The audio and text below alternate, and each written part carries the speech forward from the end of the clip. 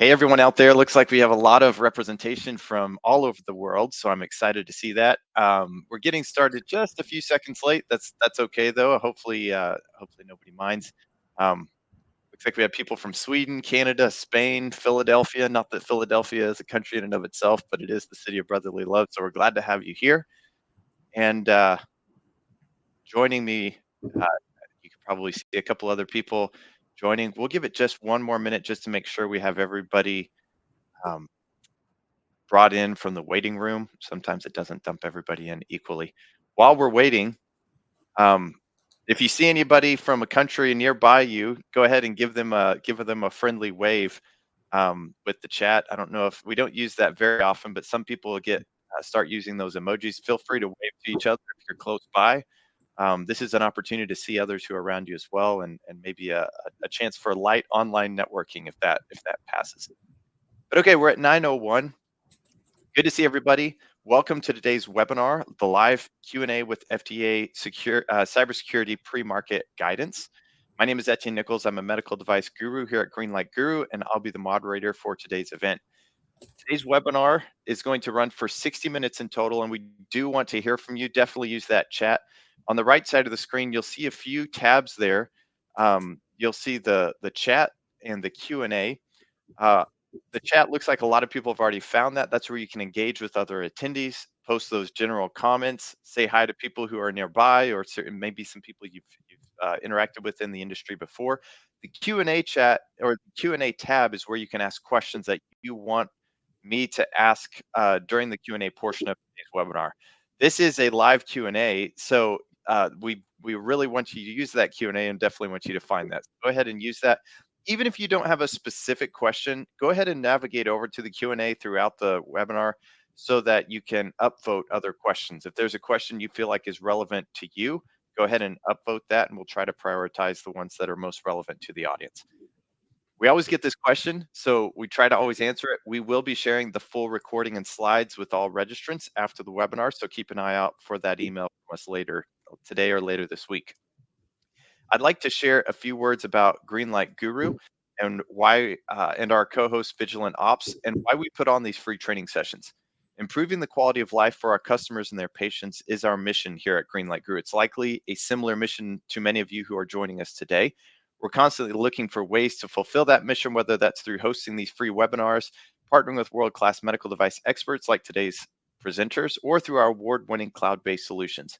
At Greenlight Guru, our focus is on moving medtech forward. Our solutions are designed to help you streamline your processes so you can navigate the regulatory hurdles and succeed in the market. Our medtech suite provides quality management, product development, and clinical data management solutions designed exclusively for medical devices. So if you're interested in seeing why over 1,100 of the world's leading medtech companies trust Greenlight Guru, head over to www.greenlight.guru after today's presentation for a personalized demo. Also, our partner Vigilant Ops is aligned with our mission. They've been successfully supporting medical device manufacturers with SBOM, lifecycle management, and compliance for this latest guidance, which we'll be discussing in more detail in just a moment.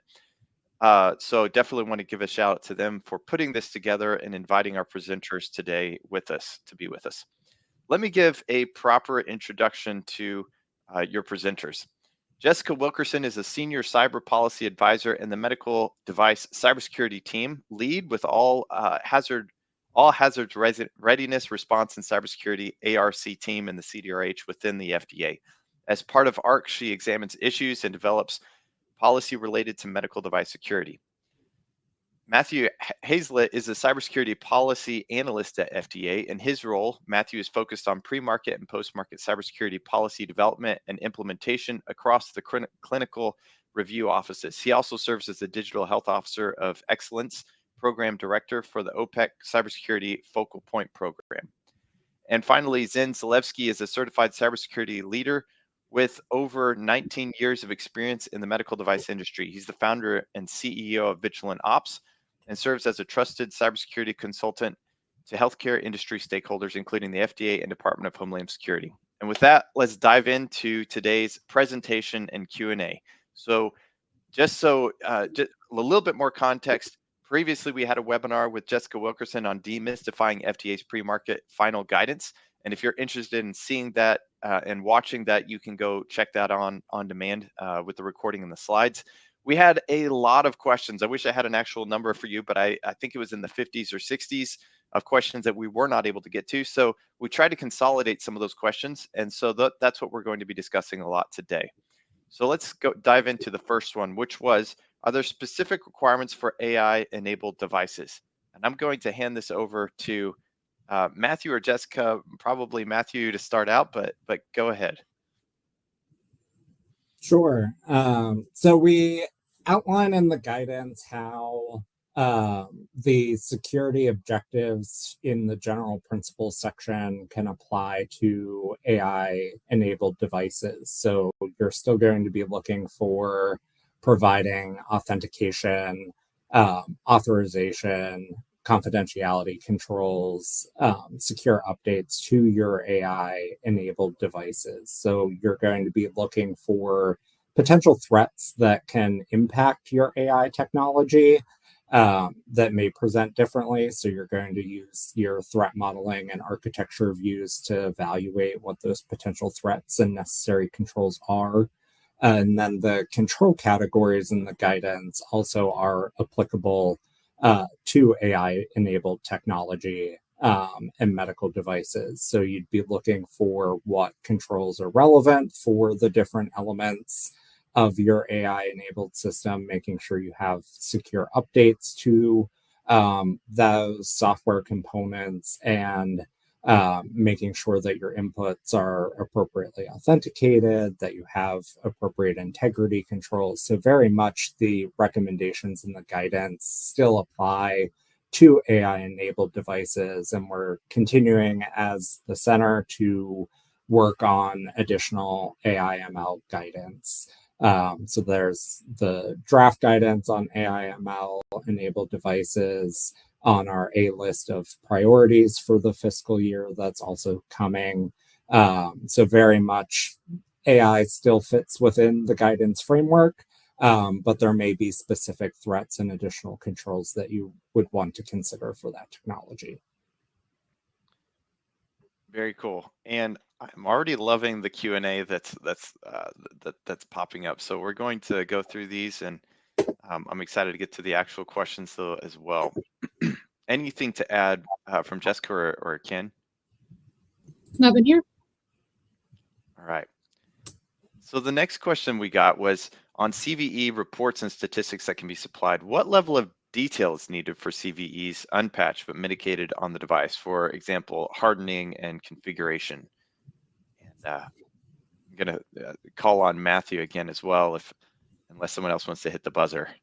Sure. So with CVE reports, that's really going to be captured in the vulnerability assessments that are provided in addition to the software bill of materials.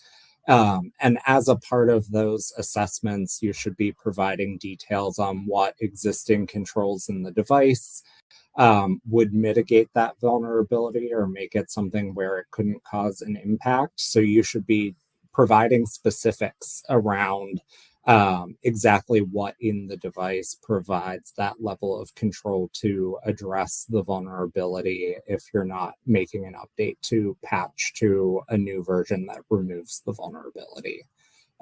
We do see oftentimes that some of those assessments just state that the device has controls to mitigate those, and you're likely to get a deficiency to ask for more specific details around what controls in the device protect against those vulnerabilities. Okay. So is it, this is Ken, real quick, Matt, is it safe to say then, and I think by the way the question was worded with, they give the examples of hardening and configuration, it sounds like more details about the mitigation of the vulnerability are better, is what you're saying. Yeah. And those are also things that can be captured in the threat modeling and risk assessment architecture views in terms of what controls address those particular risks that are identified from third-party vulnerabilities or general vulnerabilities in the device. But greater specifics are always better and more useful in the cybersecurity review process. This is an area where the details matter in terms of being able to actually come to agreement on whether those statements truly address the risk. So while we know in certain disciplines of the review area, manufacturers are hesitant to provide additional details as that can give greater questions. In cybersecurity, a lack of detail is going to get you greater questions. More details, better. Thank you. Yep. Appreciate you. That makes sense, and I appreciate you following up with that question, Ken. Okay, we'll keep moving. So one of the third questions was, where does cybersecurity fit into the software lifecycle? I assume TPLC, total product lifecycle. Sure, I can start out on this one and then have Matt chime in with anything more specific from the reviewer perspective. But in terms of where does cybersecurity fit into the software lifecycle, TPLC, everywhere.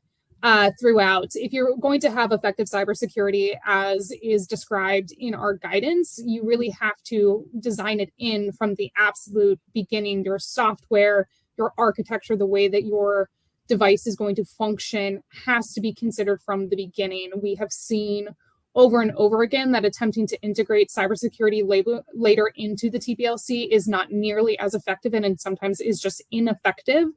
Because the design considerations that have already been built prevent the security controls from working as well. So in terms of the design process, it has to be considered at the beginning. And then, and sometimes I think that this gets a little bit forgotten about, once you've passed an FDA review, it doesn't end. You have post-market cybersecurity responsibilities that have to be maintained and considered, including keeping the device updated, especially if you are a cyber device, since that is now required by law. But if there is an incident, if there is a vulnerability, if there needs to be some kind of update to the way that the device works or is designed in order to guard from cybersecurity threats, the cybersecurity comes throughout the entire TPLC. Yeah, and I'll just add a little bit. So you want to make sure that your cybersecurity considerations are early in the process, as that can help inform which third-party software components you select to integrate into the device based off of their support lifecycle, based off of the potential risks those introduce. We see a lot of manufacturers trying to pass the buck onto their third-party component suppliers around whether things are supported or whether potential risks are introduced. But at the end of the day, you as the medical device manufacturer are making the selections of those components and are responsible for the overall risk profile of the device. So by bringing those cybersecurity considerations of those components early into your design development considerations can help throughout the life cycle of the device result in a more secure product and be able to be better positioned to manage emerging vulnerabilities that can affect those components. Yeah, and if you don't mind, I'd like to jump in and add a little to that. So thank you, Jessica and Matt. Both great answers, and I think I couldn't agree more with the remark Jessica made at the beginning that belongs everywhere. I mean, I think part of the genesis from this question, or where this question comes from in industry, I think is a little bit of confusion around maybe security framework versus safety framework. I mean, we are all, in the med device space, we all know the safety framework. We've been around that for many, many years. I think we're still in industry, still grappling with security and how that aligns. And so I think going back to, exactly what you said, thinking about those processes, safety is certainly different from security, but they both, at the end of the day, impact patient safety. And so the idea is to kind of bake that in early on. And then I love that evergreen comment that it's continuous. So, as you get through your development life cycle and as you release more secure product, maintaining that then becomes super critical. So I think that, as I said, I think the genesis of this is just that grappling with the alignment. And I think FDA does a great job in the guidance talking about the secure product development framework and multiple frameworks that you can use as examples as well. So thank you. Okay, I'm going to take a quick break real quick and just open a poll just to see where we're at with this. I'm curious where everybody is on their go-to-market journey. So if you have a chance, answer this poll. This might be able to help us in some of the answers and how we're answering these things. So the question is, where are you on your go-to-market journey? Are you preparing for a submission now? Have you already submitted and waiting for feedback? Or is the third one, you're not ready for a submission, you're here to learn and prepare for the future? Looks like the majority are not ready for a submission yet, but kind of evenly split between preparing for a submission and not ready for one. I guess the people who have already submitted just have to roll the dice and let it ride. But if you could just let it for a few more seconds. We have 61 votes saying they're preparing for a submission now, 70 saying they're not ready for submission, and about 24 have already submitted and are waiting for feedback. Okay, so just to give you an idea where people are in the life cycle journey. And we have another poll coming up, but thank you for answering that one. It helps us kind of understand where we're at and where we're going. Okay, let's get back to the next question, which is, do these FDA requirements align with IEC 81001, health software and health IT systems, safety, effectiveness, and security, which is now mandatory for medical devices in the EU? Do you want to comment on that, Matthew? Sure. So we actually reference 81001-5-1 as a secure product development framework that we know is available. So it is largely aligned. I will say the FDA guidance goes into more detail around some of what the end deliverable should look like, and some of the specifics around the types of things to include in some of the deliverables, like the architecture views or what control considerations to apply. But the overall document is very much in alignment with this standard. So complying with it for other jurisdictions should still work, but we are still looking for the level of detail and all of the documentation deliverables that are outlined in our guidance. And Ken, I don't know if you want to comment on just the practical side of putting these things in place or adhering to both from an industry perspective. Do you have any comment or any thoughts? One thing, I will say this, and even beyond the EU. So I understand this question is kind of saying, well, alignment with 81001, which, as Matt pointed out, is part of the guidance and a reference in the guidance. But there's also an indication and a reference in the guidance to the IMDRF, International Medical Device Regulators Forum, documentation as well. So beyond even just 81001, there are other things to look at with respect to frameworks that FDA has done a good job aligning with. So, I would suggest folks that have global reach and are looking commercially globally should take a look at those documents as well, in addition to 81001 and some of the standards that are out there today. Okay, sounds good. Okay, let's go to the next question then. And I think this is the last one that we have officially, and then we can get to the ones that are in our Q&A. But as this guidance is for 510Ks moving forward, what's the guidance for devices that are currently in the marketplace, legacy medical devices? Do they get a pass, or what's the comment there? So just starting off, so the requirements for Section 524B apply to all prospective submissions. So if you're going to be making any modifications to any existing devices and coming back into the agency with a new pre-market submission, the new requirements apply, and we would be looking for all of the documentation outlined in the latest version of the guidance from September of last year for devices that are on the market but not coming back in for submissions. We still have our post-market guidance, which outlines how we expect cybersecurity risk management to occur in the post-market space.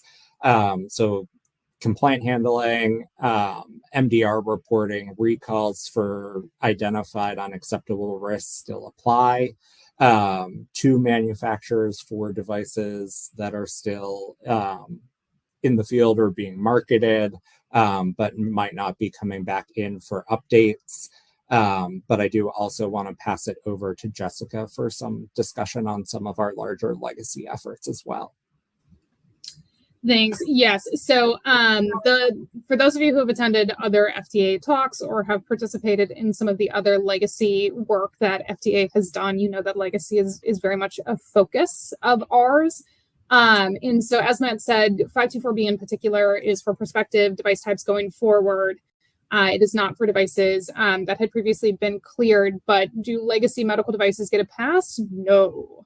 And they had not previously gotten a pass, right? So I know there is a temptation to split the world into prior to 524B and after 524B, and after 524B is the only thing that matters from a cybersecurity perspective, but that's not accurate, right? The first FDA guidance on pre-market cybersecurity came out in 2014. Medical devices were being reviewed for cybersecurity through that, and even post that, prior to that, right? There was the first guidance addressing off-the-shelf software concerns was in 2005. So this has been for many decades. FDA has been looking at this. Are we going to be completely upfront and honest that we know that the considerations and the reviews have gotten more stringent over time? Yes, absolutely. The screws have been tightening, but the cybersecurity was being considered prior to 524B is certainly strengthened with 524B. But as Matt said, the post-market guidance also comes into consideration here, right? Like if there is a vulnerability or in some kind of incident with a device that was pre-524B, we expect and will work with the medical device manufacturers to appropriately manage that risk. It doesn't matter that the device was cleared prior to 524B. And so we do want everybody to understand that 524B is an incredibly important milestone within FDA's regulation of medical devices. It is not the only thing that matters. It was not the beginning of FDA's medical device cybersecurity program. It is not the only thing that influences it. And so I think we're going to get into this a little bit in the Q&A, but I think it's important to address this here just because of the way that the question is framed, right? It says, as this guidance is for 510Ks moving forward. That's not accurate. The guidance is not just for 510Ks moving forward. The guidance is for multiple types of devices. So be very, very careful about how you are reading it, because if you think that you are not a 510K, so you're somehow out of scope of this, you're going to have a very rough time. The other thing that we like to point out, because we've seen this start to be something that manufacturers are considering, just because you are not a cyber device, just because you fall out of the scope of 524B, doesn't mean you are out of scope of having to do cybersecurity for your medical device. If you fall out of scope of the cyber guidance, the cyber device definition, you probably fall right into the scope of the pre-market cybersecurity guidance, which have pretty much the same considerations, the same documentation recommendations and everything. So I would just recommend that everybody be very thoughtful and be very, very careful about how you are reading these documents, because the nuance and the specific words on the page matter. Yeah, those are great comments, Jessica and Matt, and certainly appreciate that. Makes a tremendous amount of sense. I think as I read the question and as I think about it more, and I think about the pre-market and post-market opportunities, I think if you look at the pre-market guidance, and I'll throw maybe another question out here, but if I look at the pre-market guidance again from an industry perspective, there's a mention of a plan to monitor vulnerabilities after the device is marketed. So, you're kind of mixing in a sense, the post-market stuff is kind of already involved in kind of the pre-market stuff. And I think, which makes a lot of sense. Again, you want to plan that ahead of time so you know how you're going to respond to vulnerabilities. Can't do that on the fly. I mean, you can, but it's not efficient and not effective. So, I mean, going back to Jessica's point, and this is where I was getting at the question, is it sounds like it's a good idea, even if you're thinking about yourself as a device that's already on the market, to have that plan to monitor vulnerabilities, because we all know vulnerabilities pop up continuously, pop up everywhere. Devices aren't immune to those vulnerabilities. So having an idea and a plan put together already to monitor devices in the field is something that I think is a good recommendation. And again, going back to Jessica's point, when a vulnerability does hit, having that as a leg to stand on makes a lot of sense. And I just throw that out there. Does that make sense from an FDA perspective? Is that a good recommendation for industry to, let's say? Yep, I would say so. Assuming Matt agrees, but I'm pretty sure he does. Yes, absolutely.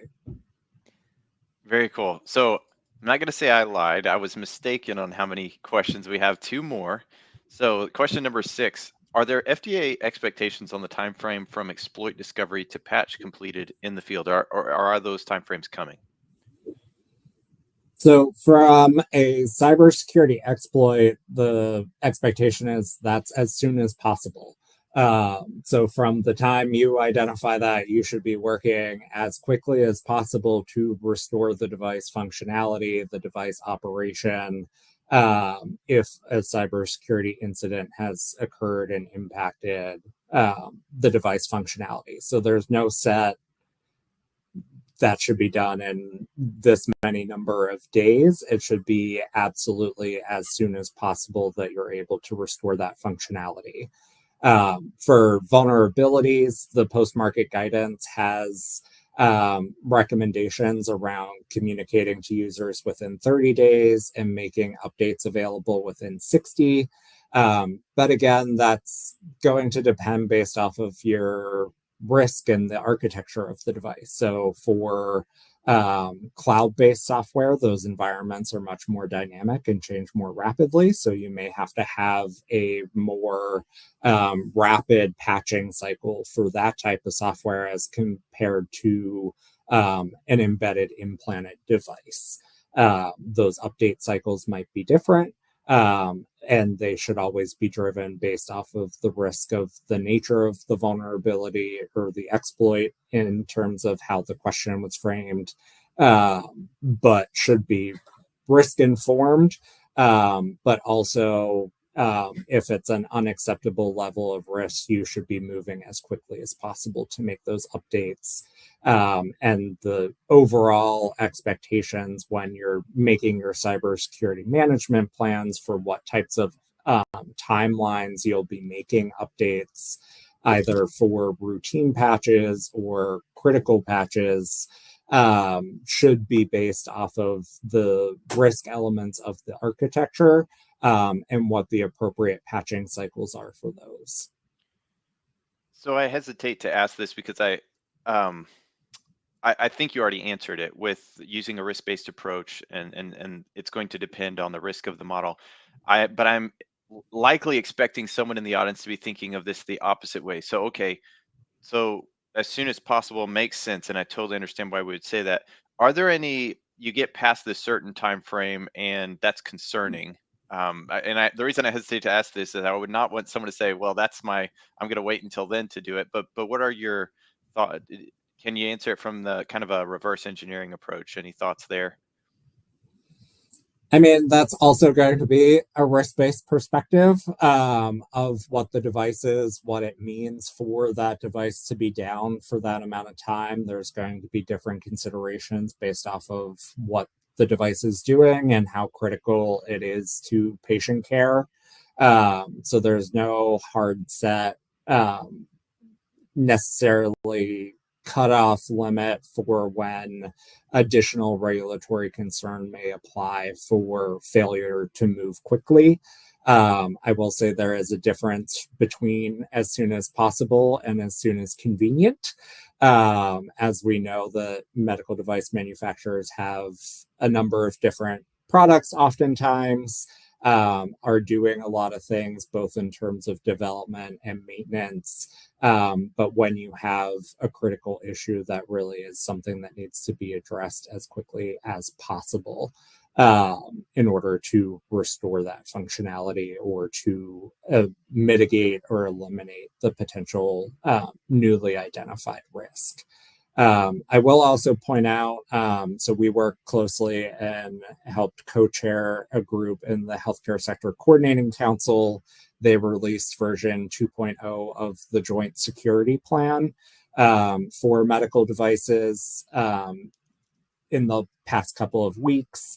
That document also has a table of best practices for different elements of the architecture and how quickly routine patches should be applied for those types of patching cycles. So there are some best practice recommendations available for the medical device sector through that document currently, and might be a potential resource if trying to calibrate your internal processes or trying to align with what was identified by the public-private partnership, including other medical device manufacturers, in terms of what they think reasonable update cycles are. That might be a good place to start in terms of calibrating or framing what you would want to consider for your own devices. Fantastic. Any addition? And if I may just add a little to that, I mean, just a little nuance again from the perspective of industry, maybe another thing to pay attention to. And I think FDA makes this distinction as well with respect to patching and devices that are in the field. We all know that most of the time, depending on the number of devices in the field, so the footprint of the devices and the reach and the ability to get to those virtually, not all devices will be patched at the same time. And so you'll have devices in various stages and just a natural part of the life cycle. So that's also something that you can keep in mind as a manufacturer to plan for that as well. So you'll want to know how quickly you can get out there and patch devices. That's one thing, but how quickly can you get out there and patch all the devices that are fielded? And what's that gap in between? What does that look like from a risk profile perspective? So again, a little nuance, but something to keep in mind and something that is called out as part of that plan. Okay. Very cool. Thank you for answering that and humoring me with my reverse question there. So if we go to the next one, question number 7, this is the last one that we have that's official, I suppose. Not much guidance is provided in the post-market guidance for CVD. It says refer to the recognized standard. Could you briefly go over what FDA will specifically look for? So I'd say from a coordinated vulnerability disclosure perspective, there are the standards available as referenced in terms of what some of those elements are. The select update to the pre-market guidance also that was released in draft a couple of weeks ago also goes into more around what FDA considers in terms of coordinated vulnerability disclosure and related procedures that's identified in the 524B requirements. It's not just for vulnerabilities that were identified by third-party researchers or external. It applies for vulnerabilities that you're identifying yourselves in your products. We want to make sure that users are aware of potential new risks and what they should be doing to mitigate those risks. So you should have a public access in order to report vulnerabilities in as part of your coordinated vulnerability disclosure process. There should be an accessible means for people to contact you to identify any potential vulnerabilities in your products. And then you should have internal procedures that define how you're going to intake those, assess them for what their potential risks are, and how you'll go about communicating and remediating the vulnerabilities depending on the level of risk. I will just point out, as a part of general vulnerability processes, there is a common misconception in the post-market guidance that if you assess the vulnerability as controlled, that you never have to patch it.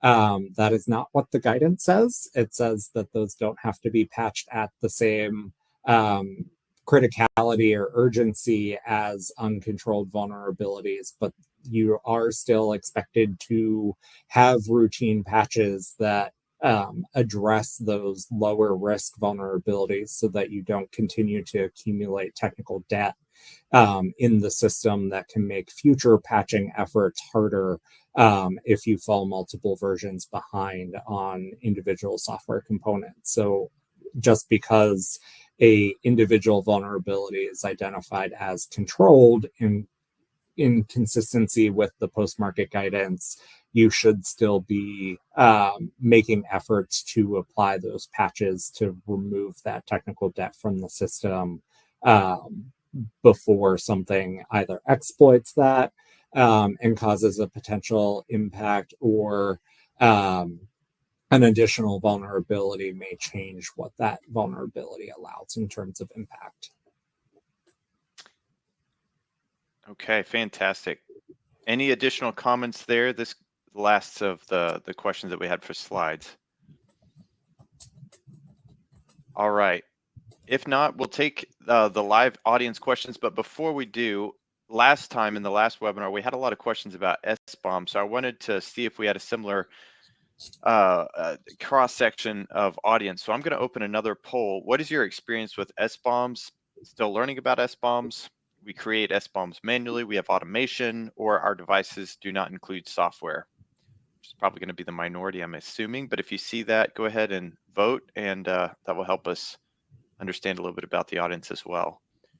So it looks like the majority are still learning about SBOMs, with 63 votes for that, 30 creating SBOMs manually, and about 18 with automation for SBOMs. So I guess I would say 70% still learning, 20% with automation. Maybe that's accurate. Okay, let's give it another couple seconds. Go ahead and vote if you like. Okay, I'll close that out. So for the Q&A, let's see here. I had one that kind of stuck out to me, and we're going to get, if you want to go over to the Q&A, go ahead and check those out and see if there are any that you want to upvote. I'm going to share this one from Samuel Laforestier, if I'm saying that name correctly. Could you confirm that the draft of select updates for the pre-market cybersecurity guidance, Section 524B of the FD&C Act, is excluding 510K exempt medical devices to comply with the new cybersecurity requirements defined in September by FDA, maybe with the exception of not being a cyber device? Sure. So the 524B requirements, the way how the law was written, it applies to manufacturers that are going to be making 510K, de novo, PMA, humanitarian device exemption, or product development protocol submission to the agency. So if you don't fall into those submission types, the 524B requirements would not apply. However, the guidance still does, because the guidance criteria is based off of whether the device has software, firmware, or programmable logic. So even though there might not be a statutory requirement, the guidance recommendations, including the quality system recommendations, still apply. I will point out we didn't add in all of the quality system regulation references for the fun of it. We do believe that those are important aspects to integrate into the quality system in terms of the development of your device design, and are fair game in an inspection. So even if you're not a cyber device and fall under the 524B requirements, those quality system recommendations still apply, and you should still be generating the same types of documentation deliverables as identified in the guidance in order to make sure that you're in compliance with how FDA recommends you to follow the quality system regulations. Okay. Anything to add from anyone, or?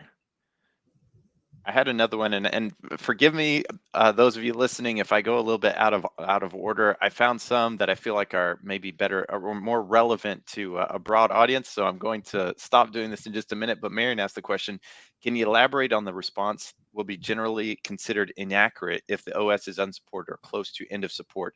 Is it really a no-go even if there's a remediation plan in place? Yeah, so this is in reference to the eStar template for 510K submissions and some other submission types where we've made it available. So in the eStar template for the cybersecurity section, there's a question asking manufacturers to provide what operating system they're using, the version, and whether it's supported.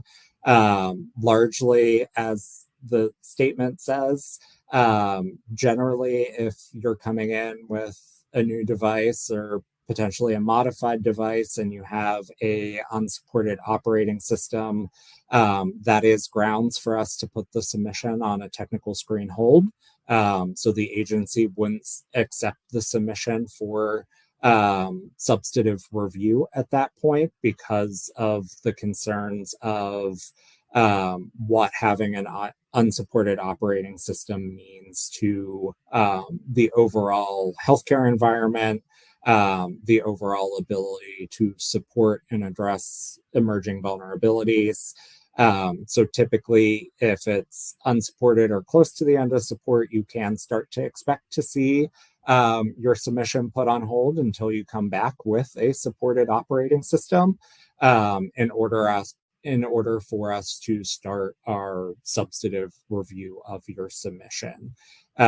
We don't really take remediation plans. That's kind of a promissory note of future updates that you're going to be making, and that's really just a non-starter in many cases, unless there's extenuating circumstances or something where it's an existing device in the field where potentially delaying access to updates could cause a concern for patient care.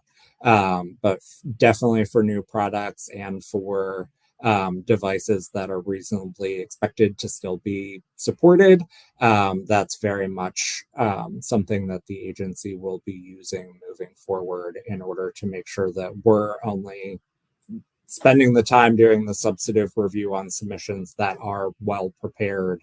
And that's really a strong indicator of whether a individual device is ready for that deeper substantive review. Okay. Fantastic answer. Always appreciate the detail. Very cool.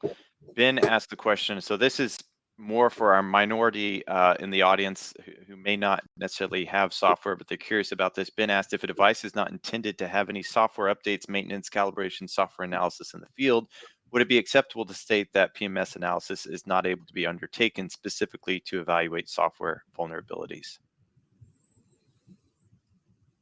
So unless it's something where it's a single-use device and that truly an update capability is not expected and that your plans would be to have, if a vulnerability was identified or a particular issue with the cybersecurity of the device was identified, that your plan is to recall and remove the product from the field, that is pretty much the only way to get a device through that has no update capability.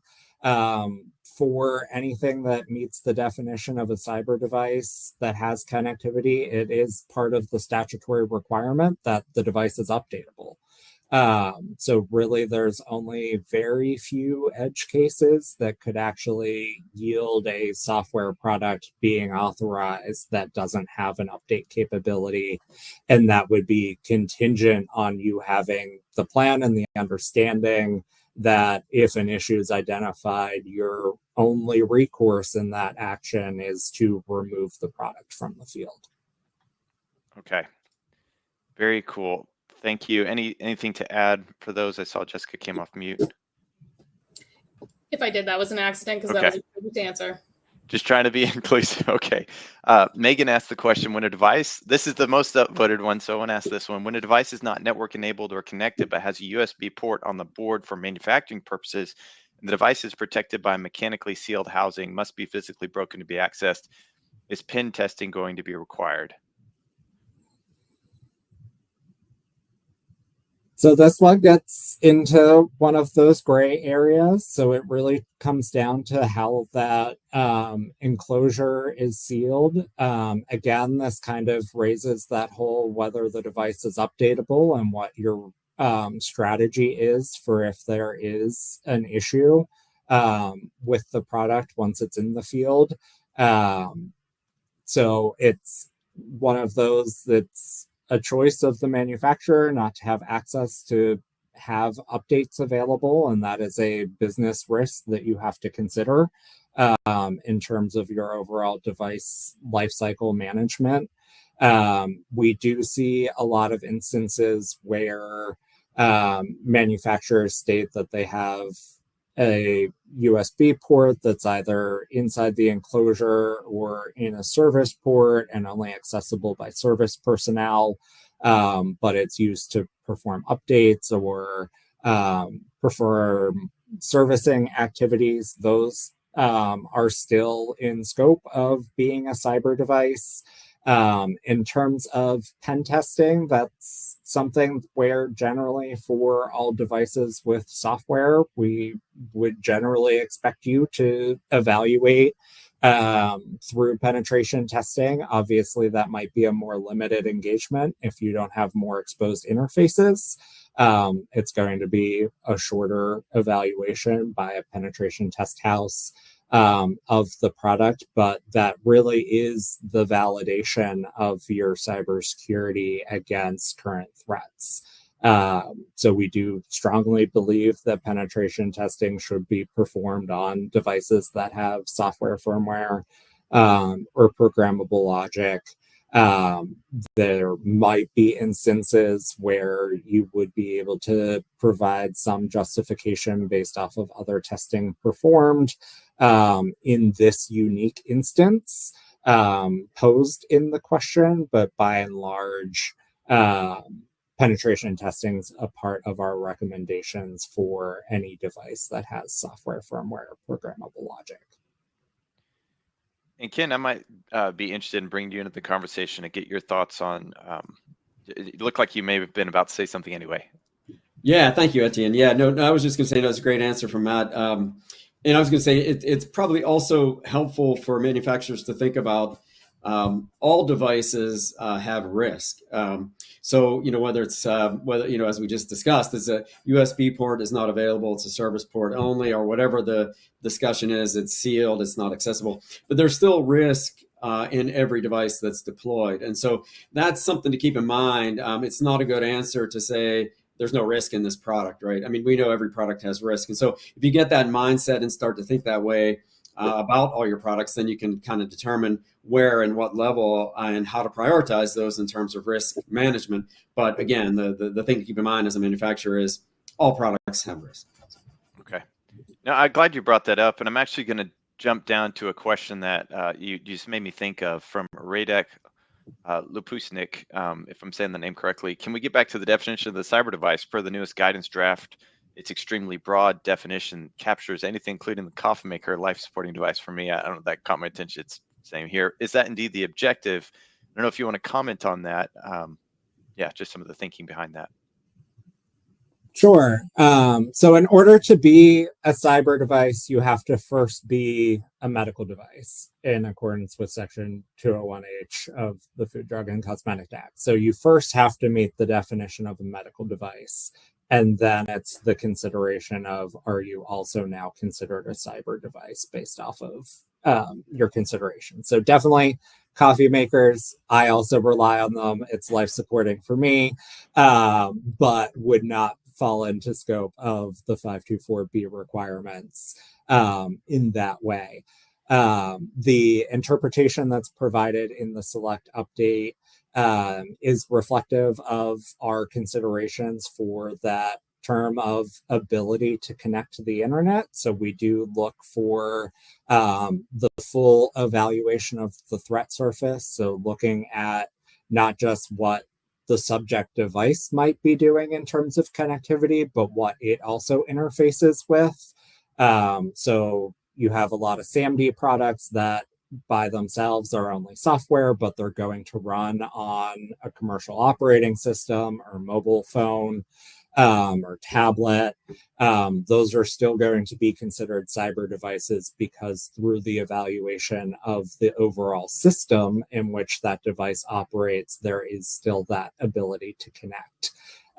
Similarly, any wireless or wired interfaces, including USB ports, still fall into that scope because of their potential ability, whether intended or not, or whether designed as such, still have that ability for software configuration changes to enable that greater connectivity. So we do look very broadly at the overall threat surface, and looking at those potential unintentional factors that can change the potential device state in terms of whether it actually connects or has that ability to connect. So we do look very broadly. We are also going to be doing a webinar on April 30th as well on the Select update, where we can also answer more specific questions on anything included in the Select update as well. Okay. A great answer, and I love that phraseology of the threat, the threat area, the surface area, I guess, of the threats. So speaking of that, I think it's maybe relevant to ask this question. When a software as a medical device is intended to be installed on an open hardware platform like a client-owned PC, how is the cybersecurity responsibility divided between the manufacturer and user? Great. So I'm going to start us out here, give some high-level remarks and point to some resources that are available, and then turn it to Matt for anything he would want to add. So I think the thing to think about when you are trying to figure out the responsibilities between manufacturer and user is I would start from as maybe, whatever as this sounds, a common sense perspective rather than from a specific framework perspective. Because the bottom line is the cybersecurity responsibilities need to be divided between manufacturer and user in such a way that they can actually be effective and they can actually be implemented in a realistic, resource efficient manner. So what I mean when I say this kind of thing is going to a healthcare delivery organization, putting forward a product that says, in order to keep this medical device secure, it is your responsibility, user, that this thing never gets connected, or that this thing never gets updated, or that this thing does, other controls or whatever that make this completely useless to actually do its intended purpose and actually work within a healthcare environment. That is not an effective distribution of responsibilities. Another example is making sure that updates are available in a timely manner. There are only so many things that a healthcare delivery organization can do to protect devices without actually just patching an issue or getting rid of it altogether, especially considering clinical workflows and other considerations like that. So it is the manufacturer's responsibility to make sure that updates are available in a timely manner so that those can be applied by the customer. As pointed out in some of the other questions, a lot of manufacturers, you're not going to have control over whether or not the healthcare delivery organization actually puts the patch onto the device. But if you don't make the patch available and the HDO doesn't have it to put on the device, that part is on you. And then finally, we go back to this consideration of designing secure devices. If you have designed a device that is just impractical or infeasible to be able to secure, that's not on the customer that they weren't able to properly secure it. That is on you as the medical device manufacturer to need to iterate on your design so that the cybersecurity is designed in from the beginning. And one thing that we have learned, especially with our experience working with the industry and some of the forums that we collaborate in, keep in mind that designing a perfectly secure medical device that's when it sits on the warehouse and it hasn't yet been implemented in an environment, designing a secure medical device is not the same thing as designing a medical device that can be implemented securely. And you need to do both. If the device cannot be implemented securely, that is not a cyber secure device. And that's something that you will see as well as starting to be reflected in the way that FDA reviews devices for cybersecurity. Is if it seems like the maintenance and the ability to implement the device in a cyber secure manner is not present, then we may not consider that to actually be cyber secure. So in terms of looking at potential resources, I would look at the Health Sector Coordinating Council's resources on this. The Managing Legacy Technology Security document talks a lot about this. The model contracts language goes into how to incorporate some of these responsibilities into contracts, as well as the vulnerability communications materials and so on. So I would recommend looking at the HSCC as well. But Matt, anything that you would want to add there? Sure. Just thinking specifically around the open hardware platform. So if you don't have control over the operating platform that your device is operating on, you're going to have different risks that you need to consider and control for. So there's a difference in how you need to consider those cybersecurity risks, because it's reasonably foreseeable that your labeling recommendations around how they're supposed to secure that platform aren't going to be followed.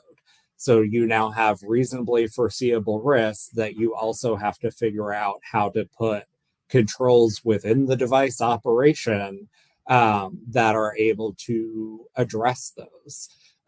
So it's definitely a decision point in the development of a device in terms of whether you want to go the SAMD approach on an open platform, in terms of whether that's a mobile device or a commercial operating system. In terms of PC operations, it's a decision point between whether you want to be the one with greater ability to control that environment, or whether you want to go into the open environment of what the hospital is going to have available. And then you're going to have to figure out what controls you put in place. Whether when your software runs, whether you're checking the operating system versions to make sure it's compatible with your version that's running, whether you're doing root or jailbreak detection on mobile devices, or on leveraging some of the operating systems logging capabilities and having your software query those statuses to make sure that the device is still considered secure. So there's going to be a trade-off of how many controls you have to integrate in that SAMD product if you're going the open hardware route. Okay. So we're basically out of time. There's one last question. If we can get a very short answer, maybe even a yes or no, are there any publicly available examples of cybersecurity documentation submissions that have been accepted by the FDA, or at least thought to be compliant? Very short answer is no.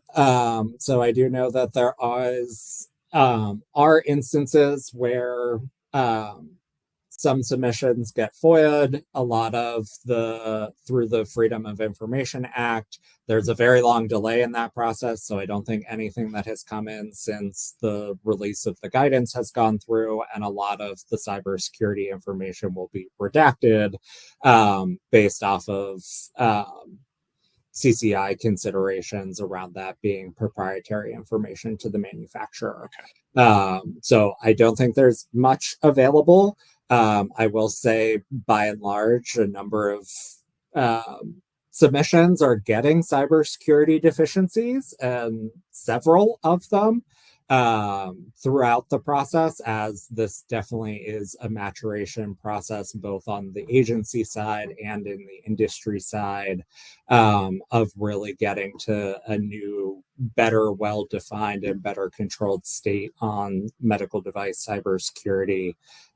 So I think good examples are still in the process of kind of coming to fruition in order to get that greater clarity, but nothing currently available in terms of examples that I'm aware of, at least at this point. I'll throw two things out there just for reference to those of the audience. Eric Henry's working with the AFTO RAPS group to put together a submission. It's one of their projects with the AFTO RAPS to put together, I believe it's an AI ideal submission maybe, and I don't know if you all have, no need to comment on it or anything, but that might be something to look at or look for later on this year. I know that's one of their projects anyway. The second thing is, Jessica, your cat is famous now. Everybody loves it. He or she, I don't know. But sometimes it's easier to just let her do her thing. Yeah, no, that's great. We're at time. Thank you so much for the informative presentation. Matthew, Jessica, Ken, really appreciate this. All the valuable insights. So those of you who we were not able to answer your questions, there's always more questions that we're able to answer, always more questions than time, but we will be sending you today's recording and the presentation slides, and we'll present these questions back to Matthew and Jessica. Maybe we can collaborate, maybe on maybe perhaps a written article from Greenlight Guru or Vigilant Ops, but look out for that and let us know what you'd like to see in the future. But everybody, will let you get back to it. Thank you so much. Thanks everyone. Thank you, Jessica and Matt. We really appreciate it. And thank you, Etienne. Take care, everybody.